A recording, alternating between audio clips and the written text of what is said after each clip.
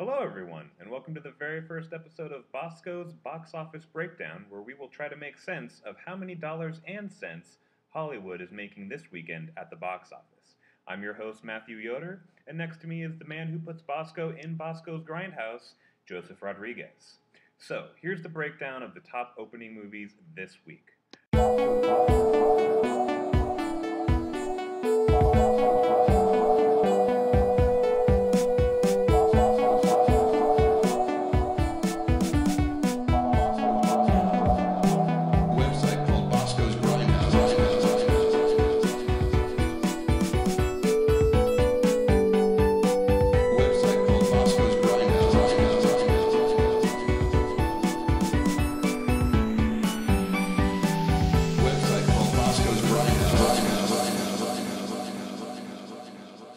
So, to start off with last week, Resident Evil Retribution came in at number one with the weekend gross totals of $21 million.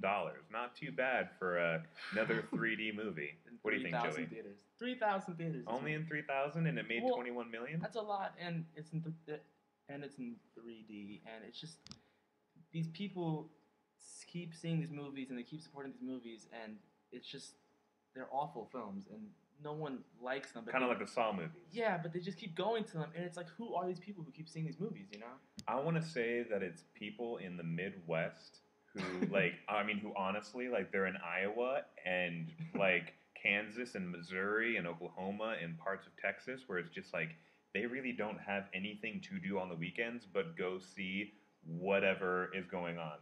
And this is what we give them.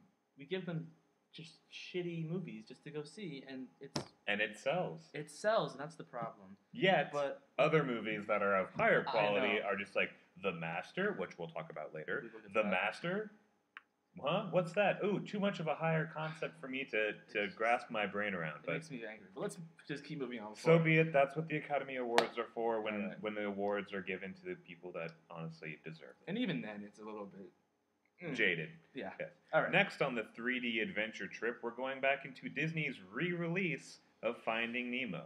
10 years after the fact, they just still didn't make enough money off of the first time it was in the theaters, and off the DVD sales, and off the soundtrack, and everything else that Disney can make off of this anyways. Now they have to, the toothpaste. Now they have to release it again in 3D to make, let's say another $16,687,000. This movie made $17 million 10 years after it was released in 3D. Yeah. It's a really, It's Disney. It's Disney. Yeah. And it's a great movie. Yeah. But I don't want to see it again in theaters, in 3D. What's the difference that 3D is really going to make?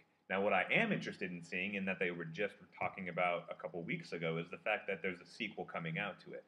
There is. Yes, and that would, why would I want to waste my time seeing a movie that I've already seen and probably own on DVD, going back into a theater, seeing it in 3D, when I would much rather just wait another 4 years that it's going to take to make this movie? And paying $13 for a ticket.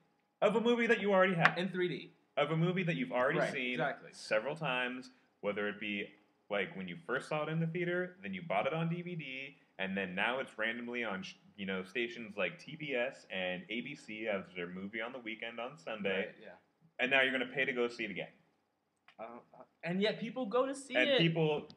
They eat it up, man. $16 million worth of people thought that it was worth seeing.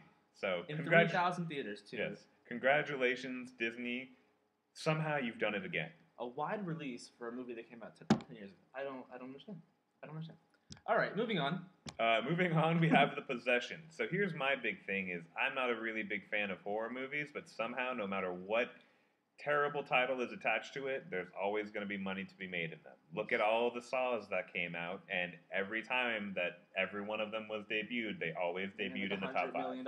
They all debuted in the top 5 no matter what, no matter how terrible they were. And they were pretty awful after the third one. It just... Yeah, I would say, what was the one that Marky Mark's brother was in? Was that the second one? Fourth one. He was in the fourth one? Yeah. Okay, after that... it just went really down. Yeah. And it got grosser and grosser. In a bad way. Yeah. Just too much. Yeah. What is the most miserable thing that we could put these people in that people will go... And make it worse. And make it... Totally. Next, we have Lawless, which is another one from the Weinstein Company. They are already at $30 million, and with a really weak opening, I'm surprised that they've made it this far so far. They had a $4 million weekend this last weekend, and, we were talking about this before we even started this show, and this was actually one of the movies that we were talking about that kind of inspired this show. I thought that this movie was going to make squat for money, and when it turned out, the opening weekend was terrible. It was like $8 to $12 million, if right. that. I was wrong. He thought it was going to be $20 million just because of the cast, and I was like, dude, there's no way it's going to happen. But and then, it looked so good, and then I saw it, and it just wasn't that good, and I realized why it only made like $10 million. It was just, it felt like it was just one giant scene of a movie, and it just went nowhere. So no pacing. No pacing. No whatsoever. storytelling. No, not very good storytelling. Yeah. Yeah, which is sad for me. Yeah. Lastly, to round out our top 5, we have The Expendables Part 2. Yeah. Or was it Part 2 or just regular 2? Just 2. Just the sequel. Just The Expendables 2. More old people with giant guns and other things that are big. Egos, in case you're wondering. Okay. So next we have Expendables 2. This rounded out the top 5, making $3 million to the weekend, adding to their gross total of $80 million. $80 million to see old men shoot each other with guns for 2 hours. Yes. Good job. Now, and then here's the thing.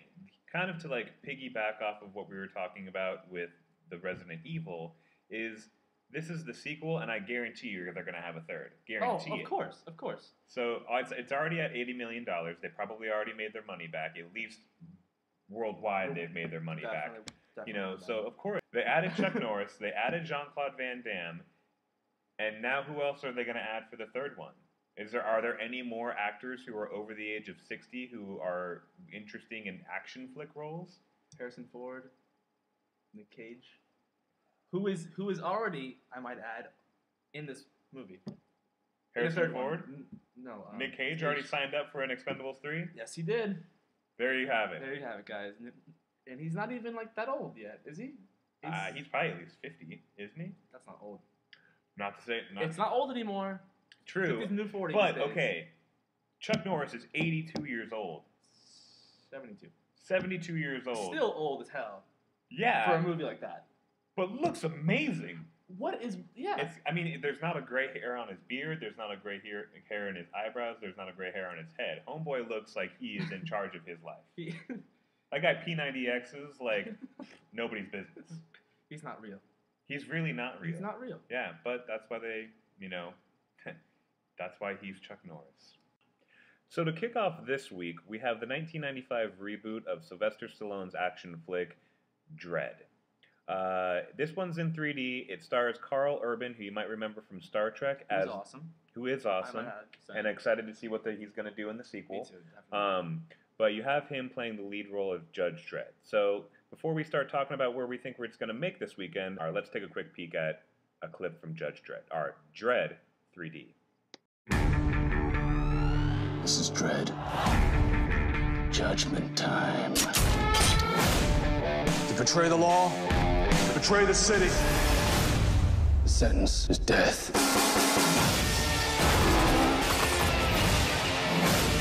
We got trouble. Yeah.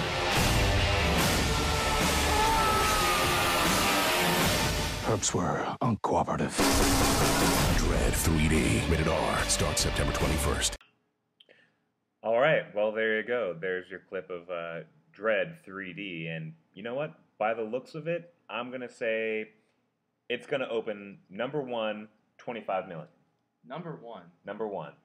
25 million. You know what? After we're talking about the aspect of the same people that saw Resident Evil are going to be the same people that are going to see this movie, and I think that if Resident Evil started off at $21 million last week, there's no way that Dredd could not make that, if not match and supersede it. So I'm saying Dredd 3D. As much as I don't want to put it there, that will be the number 1 movie making $25 million. I don't know about all that. Chime in. Tell me what you think. 2,400 theaters. Okay. Which isn't that much. Mm-hmm. I mean, it's a lot, but it's not that much. When we say 2,400 theaters, comparison. we're talking about nationwide. Only 2,400 screens are going to be playing that. Which, when Right. you think in 50 states, it really isn't that much. But It's I think not that that much. I think that enough people are going to watch it. I hope so because I've heard that it's just like It looks like a great. video game. It does, but it looks like a really fun video game. True. Like one that you could just play for hours and hours and hours. And if you think of like the video game, so you have the video game movie Resident Evil that's already at number 1. If this already looks like a video game, they're probably going to come out with a video game of it. I wouldn't be too surprised. I would play that game. I would play it too. I would play that game, and I don't have any stuff here like Any video games? Any Any video games. consoles? I don't have Me any neither. video games. That's what Facebook is for me. So with the sales that video games are having, like Borderlands 2 is like the newest, biggest game that just came out. I have no I'm- idea what you're saying right now. But it's fine. It's fine. Keep going. Everyone's saying that it's the biggest game of, it's a huge game. Those people that are into that, they're gonna see the trailer for this and they're like, I'm gonna go see the movie and then I'm gonna hope that it turns into a game. Okay. All right. That makes sense to me. Not really, because I don't. Where do you Other games. how much money do you think it's gonna make this weekend? Dread 3D. Before under 20? Oh, definitely. Under 20 million? Definitely. I'm saying like 16. 16? 16. So it's not. Is it even gonna top in your top 5 this Yeah, week? yeah, but like 4 maybe. Yeah, it's gonna be probably in the 4th. I would Okay, all say right. At 4. Well, I can't wait to win. But next on the box office breakdown, we have from the writer-director of Training Day and Fast and the Furious, David Ayer, the new cop drama starring Jake Gyllenhaal, End of Watch. Can't quit you. What's that from? Brokeback Mountain. Oh, Jake Gyllenhaal. Every Okay. time I hear his name, I just think of that, and I just see things. Interesting. Interesting. Okay, so Okay. here's a quick clip of End of Watch coming out this Friday. We got a fire. Go! You good, partner? I'm good. That guy is into something. You're not a detective. Policía! To Brian and Janet, cheers. ¿Hablas inglés o español? Good! Dude, he's got more bling than the old lady's wedding ring. Cartels are operating here. Watch out for these guys. You think I know we're rolling up on? Let's go. Move!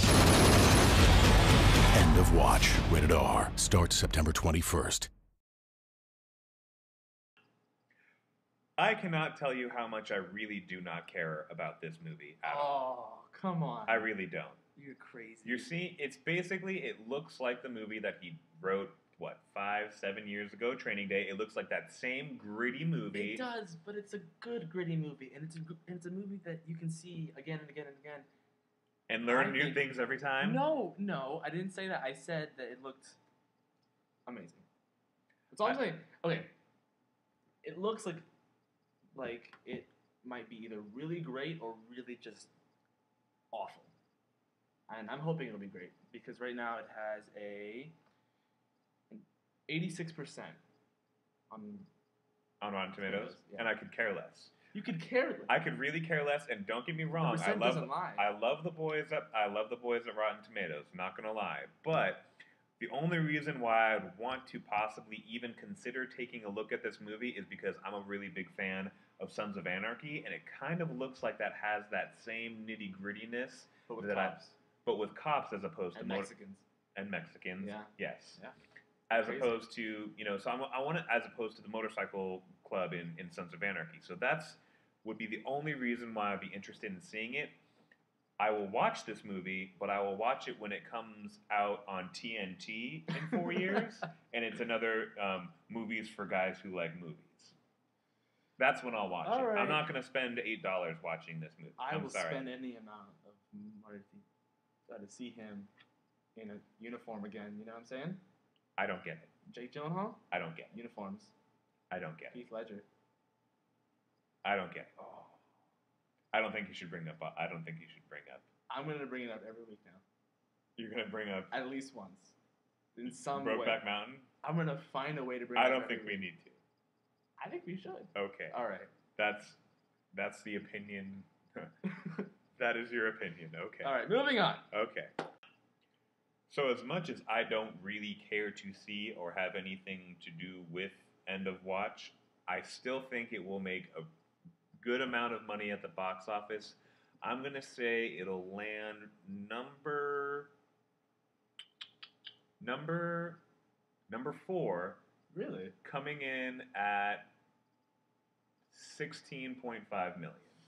All right. Well, I'm more hopeful than you are. Okay. Because it's opening in 2,700 theaters, Mhm. and I'm gonna go with 2. It's your number 2 spot? Number 2 spot. Okay. 18. 18. So you don't think, okay, so you don't even think we're going to have a $25 million weekend for one of these movies? I'm hopeful, but I don't think so. No? You think like 20 million will probably be the caps of it this weekend? 22 at the most. 22 at the most? Yeah. I can go with that. Yeah. I can go with that. All right. You know, cool. All right. Then in her first lead role since Hunger Games, Jennifer Lawrence stars in House at the End of the Street. Here's a clip. I think you'll be very comfortable here. This is beautiful. This place is gonna be really good for us. You need a ride? You're Ryan Jacobson. I live next door. He's really sweet. He's all by himself in this big house. We have a new neighbor, okay? I want you to leave her alone. You understand me? Ryan? Oh my god. Promise me you won't tell anyone. House at the End of the Street. Rated PG-13. So there you have it, folks. The next screen queen, next to Jamie Lee Curtis and Neve Campbell before her, Jennifer Lawrence will take her place. She wishes. She wishes? She wishes. I would agree as well. Okay, look. I don't think that she is horrible, Mhm. but at the same time, I don't think that she's This a is the horror movie. actress. Okay, I'll go with I that. don't think she's a horror actress at all. hmm Yeah, this looks awful. This looks Mhm. like a pretty terrible movie. I'd be interested to know what came out first, or what she worked on first. If it was the Hunger Games first, and then this right after. I think this was first, to be honest. And I think so too, because I'm just like, if you're at the point where you're making Hunger Games, which right. made close to $1 billion, Yeah.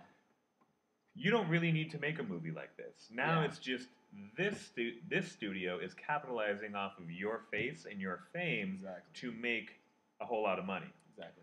But here's where I'm kind of here and there about it. So going back to what's on the top 10 already, Possession was like top 3, right? For 3 weeks? For 3 weeks? Or 2 weeks, I believe. 2 Okay, weeks. so it only made $5 million this week, but when it came out, I think it was number 1 or number it 2. made 18. Yeah, so there still is that audience for people who want to go see their horror movies. And her face is in it, hmm and everyone, she's like, oh my god, she's huge right now. She is. She's huge right now. She's no credit. Yeah, not backing down from that. But her name is what's going to sell this movie. Nothing else. And if not, then it's gonna tank off. Yeah. Awfully. It's gonna be. So with the love that people have for horror movies, I'm going to say that it's gonna be, if I put End of Watch at 4, I'm going to say that if this is it'll make the top 5 because Barely. horror movies, I'm right there with you, Right. barely, because horror movies always seem to make money.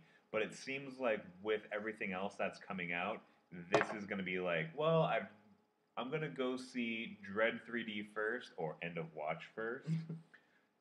But then when I'm done with this movie, I'm going to sneak on into the other movie because I don't want to go home yet, so I'm not going to pay the ticket, kind of thing. So people will still see it, but like they won't pay money. Yeah, like that's how I see it. So with that, with the movie sneakers and the movie hoppers, I'm going to say that it's going to go to. I'm going to say 13 million. It's going to start off at 13 million. Yeah, actually, it's opening in 2,600 theaters. So more than Dread. More than Dread, but it's not in 3D. So, I mean, honestly, I feel like the Dread story, although it seems very predictable, like the action is what's going to keep that movie in the theaters. Whereas in 3D, because it's going to be expensive as hell. True. But yeah, I don't really see it doing that well. I'm going to say it's rounding out the top 5, 14 million for me. All right, well then I'm going to say 12. 12? Yeah. And honestly, I wouldn't be. Yeah, and it's that you're top 5, so still in the top 5. Yeah, but not, Do you think? Do you think that Resident Evil actually would still be in the top 5? No. No? You think that all these movies are going to take it out? I would hope so. Yeah. But I can't be sure for right now. I wouldn't be surprised if I saw Resident Evil still at number 5, and then not even having House at the End of the Street at all in the top 5. If that's true, then it'll only make like 6 million. Well, we'll see what happens. We'll see what happens. Yeah, we'll talk about it next week. Coming out of his acting retirement, as he said after doing Gran Torino, Clint Eastwood Which he is said back. after his film. Before that, he was like, "Oh, I'm." Even before Gran Torino, he said, like, "I'm not done," acting anymore." And then he acted again, and then he was like, "Nope." So the Jay-Z of acting has come out of retirement yet again to show us his new movie that he just stars in. Didn't direct it, didn't write it, do anything, just the star. Right. Clint Eastwood, Justin Timberlake in Trouble with the Curve. Here's a clip. Gus, you home? 9 o'clock in the morning. Where the hell else would I be? My father is a baseball scout. I grew up around men who drank and swore. Son of a... What happened? My garage is starting to shrink. If I don't do my job, the Braves will get somebody else. In spite of you, I feel this dysfunctional sense of responsibility to make sure that you're okay. I'm not helpless. No, you are crazy. What are you fellas staring at? I'm not a pole dancer. Trouble with the Curve, rated PG-13, starts September 21st. So this movie is playing in the most theaters of all this weekend at just over 3,000 theaters. I honestly think that this is when I originally thought this was going to be my number 1 movie, and I've seen it promoted like commercials. Oh yeah, everywhere. Everywhere. Like crazy. Like yeah, it's been nuts. But here's the thing: is I saw End of Watch. I've seen End of Watch commercials. Me too. All the time. Even more, I think. Yeah. Yeah. So with Trouble with the Curve, I feel like although it's playing in the most theaters, I think that the demographic of people who are going to watch it is going to be way smaller than the people who would watch Dredd. Although it's opening in over 3,000 theaters, yes. I feel like the demographic of this movie is going to be less than what it would be for Judge Dredd, minus the fact that it's in 3D and all that stuff. Right. I just feel like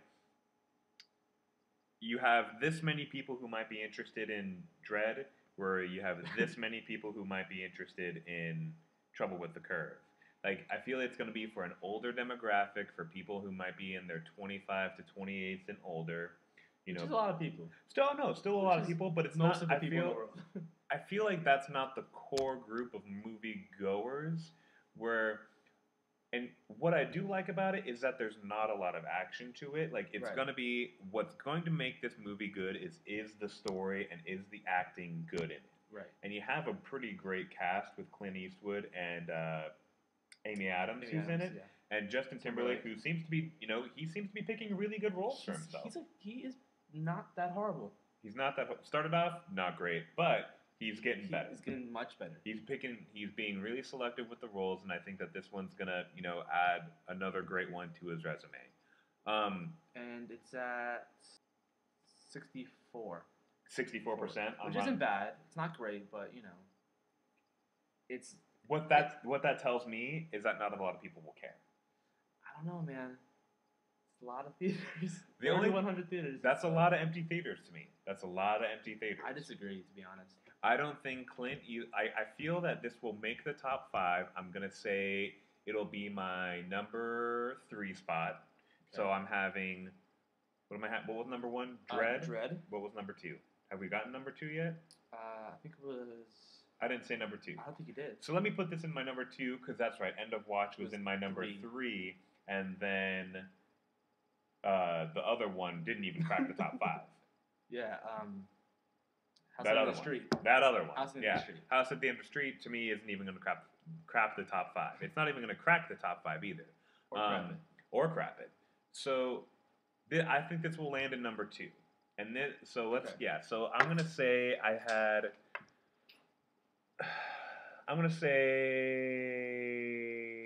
Dredd at 25 million. Yeah, that's. I'm going there. That's bold. Check me out, dude. Bold. I'm going there. All right. I'm gonna say that Trouble with the Curve will be at second. It'll be at 19.5. 19.5. 19.5. Well, I'm gonna say 22. And it's your number one? Number one for sure. How? It's Clint Eastwood, man. Everyone loves Clint Eastwood. Old, young, any person. Any range. Any range of things would love Clint Eastwood. I don't think the story's there. I don't think the story is going to get enough people in it. Basically, as you saw in the clip, he's just playing a guy who is at the end of his career as a baseball scout, you know, but he can't see or he's losing his vision. That doesn't really hold a lot of clout. Like, that doesn't seem like a really interesting story to me. Well, because you are a heartless bastard. Okay, that's fine. I'll tell my mom that you said that. All right, thank you. I think it's going to be cute, which people love cute. I think it's going to be just nice. It's going to be warm inside. You're going to want to make some cookies and have some milk and snuggle. And you're going to cry. I don't snuggle when I see a Clint Eastwood movie. I'm sorry, it doesn't happen. maybe Bridges of Madison County, but not this one. In the trailer for the movie, he cries. So? That's like never happened in a Clint Eastwood movie in the past 20 years. Well, finally, he's stretching himself as an actor. And he smiles like once or twice, I think. I'm just not into it. It's just like, okay, he plays another grumpy old man. Wow, why can't I get Walter Matthau to do it? But with a heart, because he's dead. First of all. That's true. Well, Walter Matthau is dead. Sorry, guys. But he has a heart in this movie, you know? He has a kid that he loves very much. And Too little, too late. Don't care. He's going to die soon. Don't care. He's going to hear this. And Don't care. He's just going to drop dead. Don't care. Because of you. I hate to be the catalyst of someone who is going, like a legendary actor who is going to die. Don't get me wrong. Loved him in Gran Torino. I didn't like Gran Torino. That's fine. Hate on hater. I think he's a great. look who's talking. I think he's a great director. I think he has a really good vision. But yeah, for the most part, I'm just not impressed. I'm really not impressed. But I know that there's going to be enough people who are interested in seeing it because it is a Clint Eastwood movie. Here's what I'll say. Although I think it's still going to make $18 million, so I think it's going to do really well. It's going to be one of those things where it might start off, it's going to stay consistent. Enough people are going to see it the first week where they're going to recommend to their friends to see it the next week. So it will stay in the top 5 probably for 2 weeks. Well, depending on what's coming out in next week, you got Looper. Okay, that'll be a big one. That's going to be a big one. Yeah. And also next week you have... It'll stay in the top 5, I'm going to say, for 3 weeks. All right, man. That's... No, it's not. It'll stay in the top 10 for 3 weeks. For sure, yeah. Okay. Like 4 maybe even. Okay, I'll go with that. I'll go with 4. But you have Looper next week, and you have Hotel Transylvania. That no one gives a crap about. I've only seen one commercial. Awful. I have only seen one commercial, and the movie is coming out in 2 weeks. But it's opening in 3,000 theaters. Don't care. It has Adam Sandler. Don't care. Selena Gomez. Don't care. Don't. I love Selena Gomez. I love to look at her. She is amazing. She is amazing. Yes. Gorgeous. It has Andy Samberg, who I don't care about. I like him. I think he's funny. Or he used to be really funny. Let me say this. I care about these people separately. Not all together in one movie that I think is going to be terrible. It's going to remind me of, what was that one movie that Steve Buscemi was in and John Cusack was like the guy who like wrote Igor. Oh. It reminds me of that. And Igor was fucking terrible. That's what this is. That's how I see this. I see this as no one really gives a crap. And why are they putting it out a month before Halloween when it's called Hotel Transylvania? Riddle me that. Okay, we're getting off key because we're talking about next week. But the week after that, you have Frank. Okay, we're getting off key. Next week we'll get there. Next week we'll talk about Hotel Transylvania and how much money it's not going to make. So, lastly, we have reached the masterpiece of Paul Thomas Anderson, The Master. See what I did there? See what I did there? The masterpiece of The Master? Yes.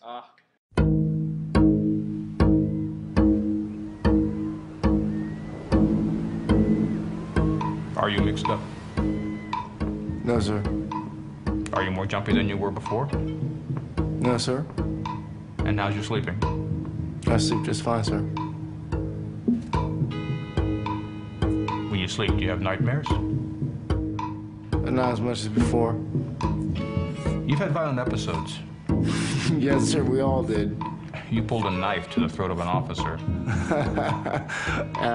Well, you box that out. how would you yourself rank your overall health? Strong. What about this last episode on the way home? What episode, sir? The episode you had on the way home here. I don't remember an episode. You have no memory of what happened?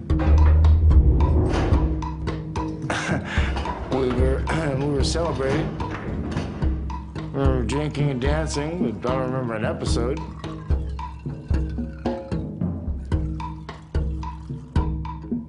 Was there a fight? What happened?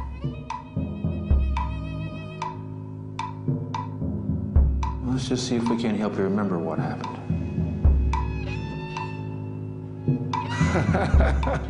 Okay.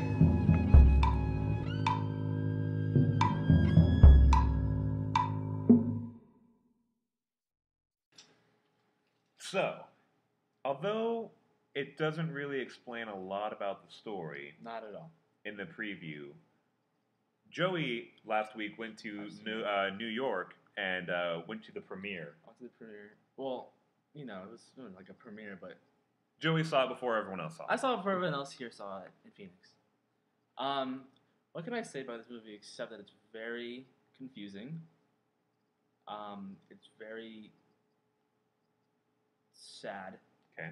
It's very long. It's too long for its story. Like Titanic long? No. But see, that's the thing. It's not that long, but it's too long for the story that it tells. Okay. Which is strange for me to say, but it's like why is it taking you 2 hours to say something that could tell you something in an hour and 20 minutes? Right. Okay. Exactly. But it was great. It was. I mean, it's just so hard to explain this movie. What's the movie about? The movie's about this man named Freddie something, and he's a veteran of World War II. Okay. And he is just a mess. Okay. In every way possible. And Freddie is Joaquin Phoenix. Yes. Okay. Yeah, sorry. He is. And then he meets this man who has this this group known as the Cause. Okay. And he starts to help him and all that stuff.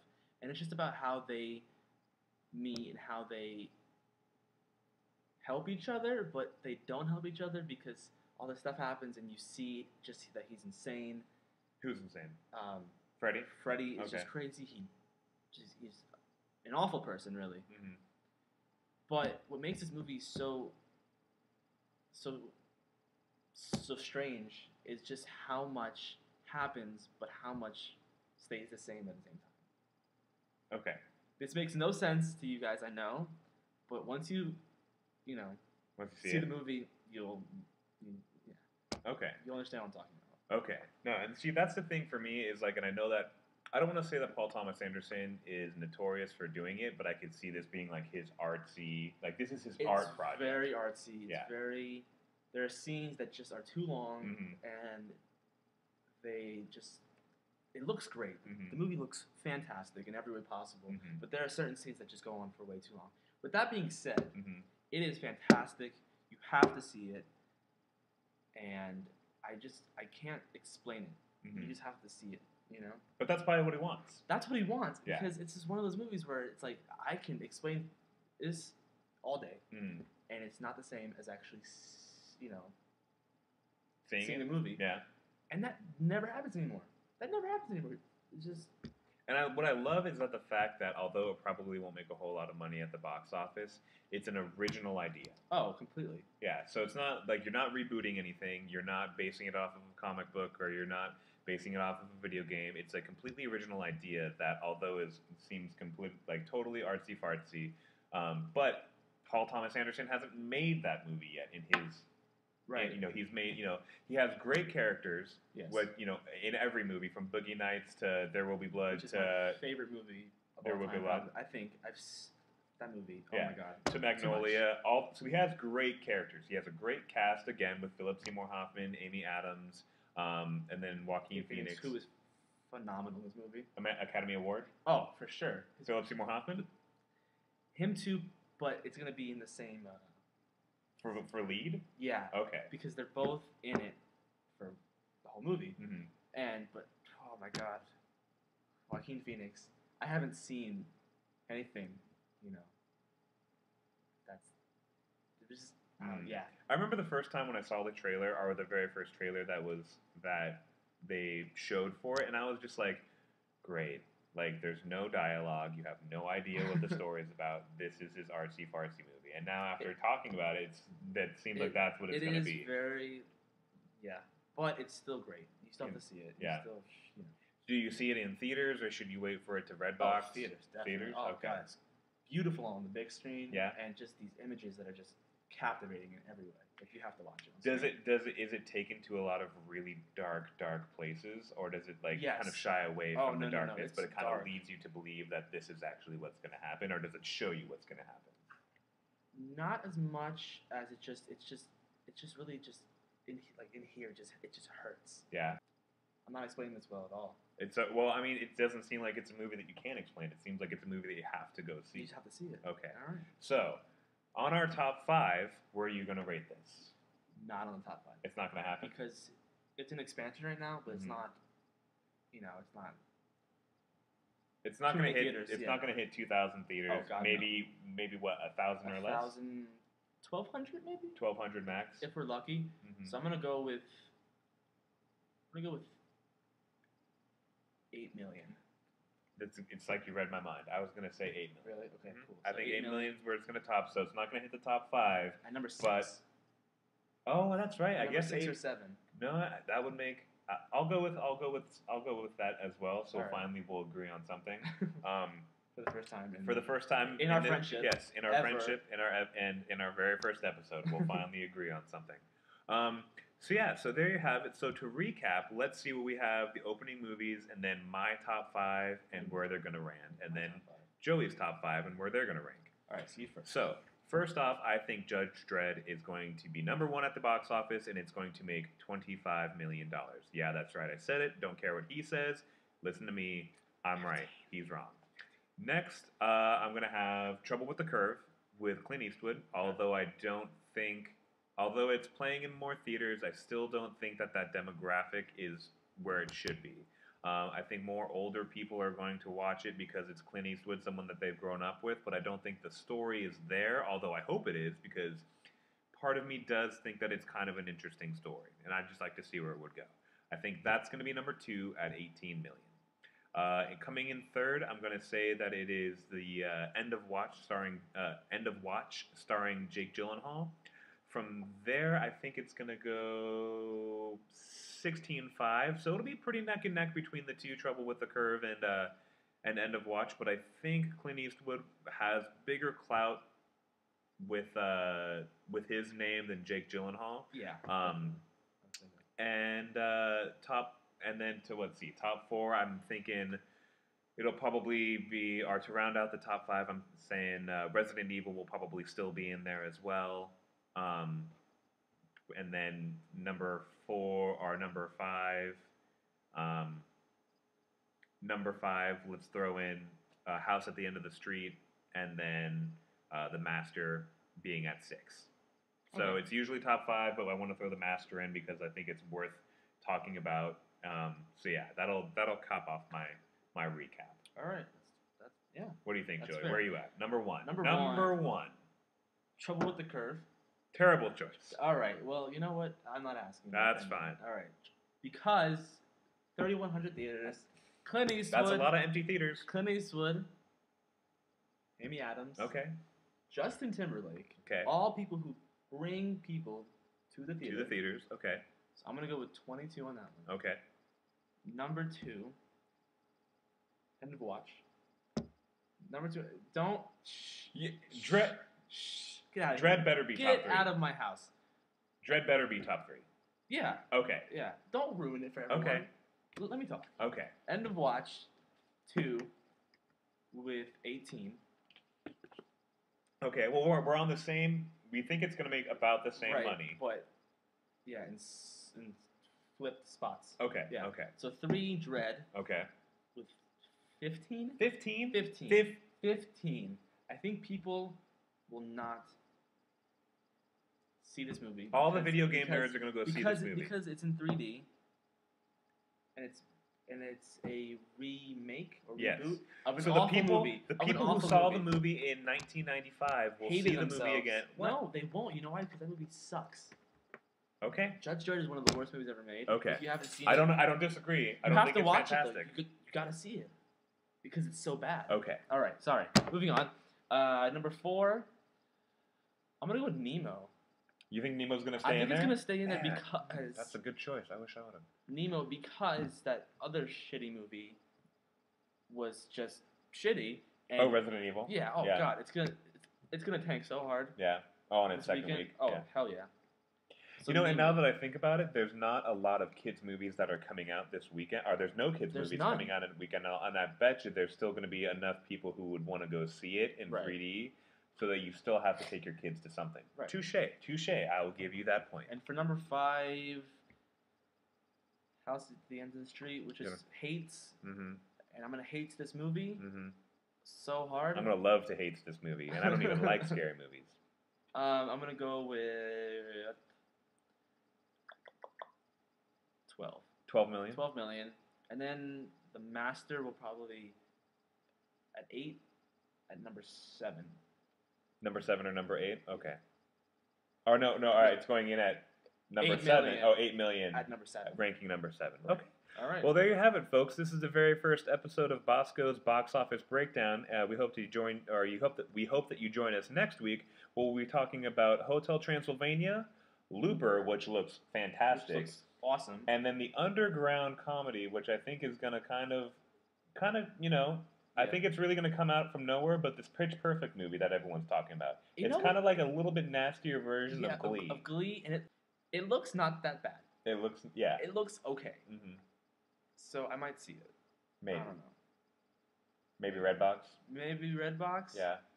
Maybe if we get free passes, we'll go see it. Theater, like...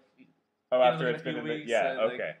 For like $2, Absolutely. You see it. Sounds good to me. We'll go together. All right. All right. Sounds good. Thanks for joining us. We'll see you guys next week. Have a great rest of the weekend.